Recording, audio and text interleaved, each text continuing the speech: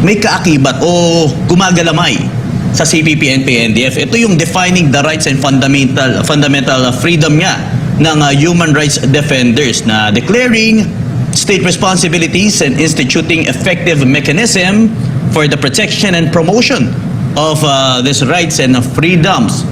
Prosec, maaari Who's the author? The author, of course. Sino pa ba, ma'am? Sino? Ang ating buting senadora. Risa Ontiveros. Maasahan talaga si Ontiveros. At prosecutor, kayo na po bahala sa amin. Maaari niyo po bang ibahagi sa amin kung ano po ang magandang kalalabasan nito o ano ba, nakakabahala ba itong paghahain ng ganitong klaseng panukala?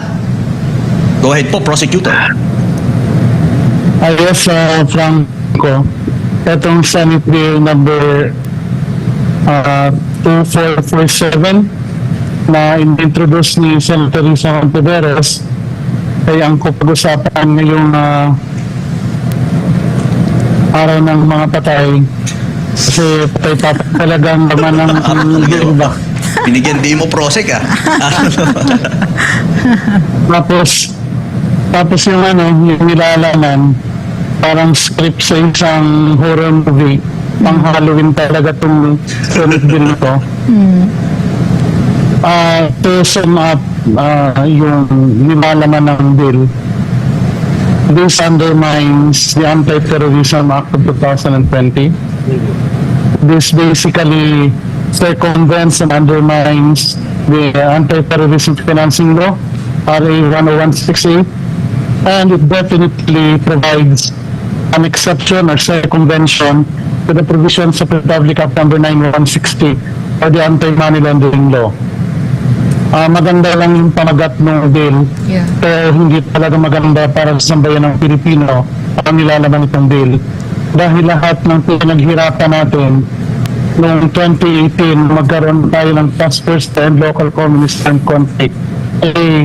Babalik tayo sa square one. We will go back to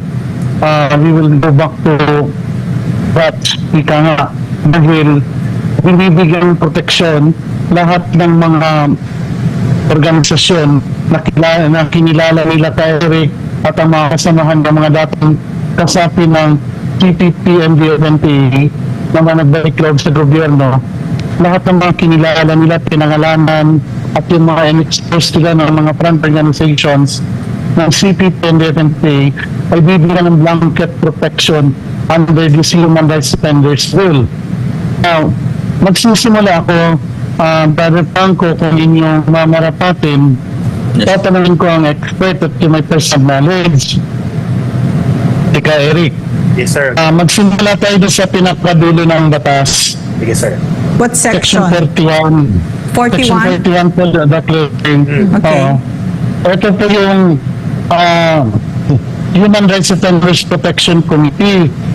Dito kasi nakasaad na kung magiging batas ito, magkakaroon ng Human Rights Defenders Protection Committee kung saan magkakaroon ito ng isang chairperson na manggagaling sa Commission on Human Rights at 6 na miyembro na manggagaling sa mga representative ng Philippine Alliance of Human Rights Advocates, Karapatan Alliance of the Advancement of People's Rights or Karapatan, Free Legal Assistance Group, at National Union of People's Lawyers. Now, sila ang magbubuo ng komitiba na sila rin yung gagawa ng implementing rules and regulations kung may isa batas ito at hindi natin ito ma-prevent. Ngayon, Eric, ang tanong, batay sa yung personal na kaalaman, yung mga nabanggit ko na mga grupo, yung para, yung karapatan, yung flag at saka yung UPL, ano po ang nature and background nitong mga grupong ito ka, Eric? Okay, itutukoy ko kaagad Prosec, Ma'am Lorraine, Miss Ina, and Brother Franco. Number 1, ang karapatan po ay grupong binuo ng Communist Party of the Philippines para po mag-infiltrate at gumamit ng tinatawag na Human Rights Advocacy Campaign. So ito po ay CPP created, CPP led at piansador ito ng NPA. Ito dapat ay inahabol ng ating gobyerno hindi dapat binibigyan ng oportunidad na magkaroon ng mga katungkulan o kapangyarihan sa loob ng gobyerno. So karapatan, X dapat yan. Number 2, NUPL, National Union of Patakas Lawyers. Ang NUPL po ay CPP created, CPP led, at ang mga kadring namumuno nito at personalidad at ang komitiba sa loob nito ay mga underground operatives din ng Communist Party, supporter at tagapagtaguyod ng NPA at ng NDF. X din dapat ito. Ang dalawa po, yung People's Alliance for Human Rights Advocacy, dating CPP na nag-split kay Reysa Ontiveros naman yan, malapit na grupo sa akbayan. Rejectionist group naman yan, pero may mga former communist operative din na nandyan, na kaibigan din ng Communist Party of the Philippines. So klaro tayo, hindi sa CPP, pero kaibigan ng mga CPP. Nalalango yan, nakikipaglaro sa CPP. Grupo yan ni Hontiveros. Number 3, number 4, yung FLAG, Free Legal Assistance Group, mga lawyers ito, na mga volunteer lawyers. Pero marami dyan ay mga alumni din ng CPP. Naging kaibigan nila at ngayon ay kaalyado rin nila. So hindi ito CPP created, pero dati itong network ng Communist Party of the Philippines. Klaro. Yung Commission on Human Rights, klaro din. Infiltrated yan ng Communist Party of the Philippines.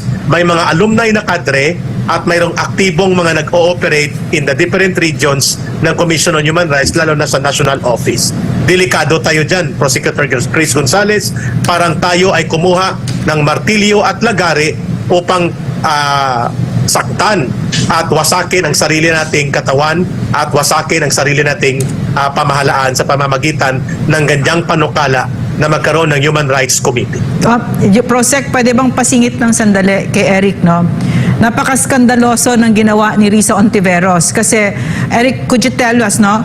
Is it possible na hindi alam ni Senator Risa Ontiveros na itong mga ito ay CPP, NPA, NDF or mga kaalyado ng CPP, NPA, NDF?